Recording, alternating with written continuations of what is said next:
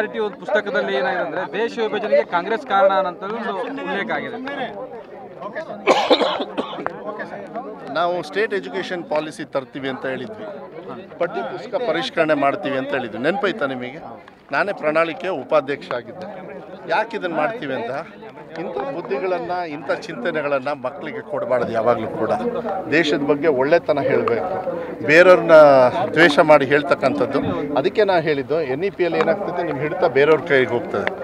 ಕರ್ನಾಟಕ ರಾಜ್ಯದ ಸಂಸ್ಕೃತಿ, ಇಲ್ಲಿರ್ತಕ್ಕಂಥ ಪರಂಪರೆ, ಇಲ್ಲಿರ್ತಕ್ಕಂಥ ವ್ಯವಸ್ಥೆ, ಇಲ್ಲಿ ಜನರಿಗೆ ಫಸ್ಟ್ ತಿಳುವಳಿಕೆ ಆದಮೇಲೆ ಕರ್ನಾಟಕ ಆದಮೇಲೆ ಪಕ್ಕದ ರಾಜ್ಯ ಬರುತ್ತೆ, ಈ ದೇಶ ಬರುತ್ತೆ. ಈ ದೇಶದವರ ಎಲ್ಲರೂ ನಾವು ಈ ದೇಶಕ್ಕೆ ಹೋಗ್ಬೇಕಂತ ಹೇಳಿದ್ರೆ ಕರ್ನಾಟಕ ರಾಜ್ಯದಲ್ಲಿ ಇರಬೇಕು. ಅದಕ್ಕೆ ಈ ಲಗಾಮು ಎಲ್ಲ ಇದು ಏನಾದ್ರು ಕೊಟ್ಬಿಟ್ರೆ ಅವರು ಹೆಂಗೆ ಬೇಕು ಹಾಗೆ ಎತ್ಲಾಗ ಬೇಕು ಅತ್ಲಾಗ ತಿರ್ಸ್ಕೊಳ್ತಾರೆ. ಅದಕ್ಕೆಲ್ಲ ನಮ್ಮ ರಾಜ್ಯದಲ್ಲಿ ಯಾವ ರೀತಿ ಅದನ್ನು ಹತೋಟಿಗೆ ತರಬೇಕು ನಾವು ತರ್ತೀವಿ. NEP-ಗೆ ಅವಕಾಶ ಕೊಡಲ್ಲ ಸರ್ಕಾರ. NEP-ಯಲ್ಲಿ ಬರೋದೇ ಇಲ್ಲ, SEP-ಯಲ್ಲಿ ಬರುತ್ತೆ ನಮ್ಮದು. ಅದಕ್ಕೆ ಸ್ಟೇಟ್ ಎಜುಕೇಷನ್ ನಾನೊಬ್ಬ ಮಿನಿಸ್ಟರ್ ಆಗಿ ನಿಮ್ಮ ಎದುರುಗಡೆಯಲ್ಲಿ ಮಾತಾಡ್ತೀನಿ ಅಂದರೆ ಸ್ಟೇಟ್ ಎಜುಕೇಷನ್ ಪಾಲಿಸಿನ ಅನುಷ್ಠಾನ ಮಾಡ್ತೀವಿ ಅಂತ ತಾನೇ ಜನರು, ಅದಕ್ಕೆ ತಾನೇ ನಮಗೆ ವೋಟ್ ಹಾಕಿದ್ದು.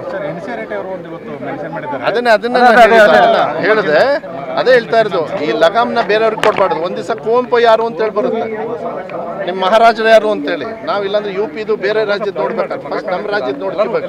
ನಿಮ್ಮ ಛಬ್ಬಿದಲ್ಲಿ ನೋಡ್ಕೋಬೇಕು. ನಾವು ಮಾತಾಡ್ಬೇಕಾದ್ರೆ ಏನಂದ್ರೆ ಜೈನ್ ಸಮಾಜದವ್ರು ಇಲ್ಲಿ ಸುಮಾರು ಎಷ್ಟು ಎರಡನೇ ಹೆಂಗೆ ತಿಳ್ಕೊಳ್ತೀವಿ, ಇದೆಲ್ಲ ಬರ್ತಾ ಹೋಗ್ಬಿಡುತ್ತೆ. ಅದಕ್ಕೆ ಇದನ್ನೆಲ್ಲ ನಾವು ಈ ಜಾತಿ ಇದನ್ನೆಲ್ಲ ಮೀರಿ ನಾವು ಎಜುಕೇಷನ್ ಕೊಡ್ತಕ್ಕಂಥ ವ್ಯವಸ್ಥೆಯನ್ನು ತಂದಾಗ ಮಾತ್ರ ದೇಶ ಪ್ರಗತಿ ಆಗುತ್ತೆ. ಇಲ್ಲಾಂದ್ರೆ ವಿಭಜನೆ ಹಾಕೊಂಡು ಮಾಡ್ಕೊಂಡು ಹೋಗುತ್ತೆ. ಶಿಕ್ಷಕರ ನೇಮಕಾತಿ ಅದೆಲ್ಲ ಪ್ರೋಸೆಸ್ ಇದೆ.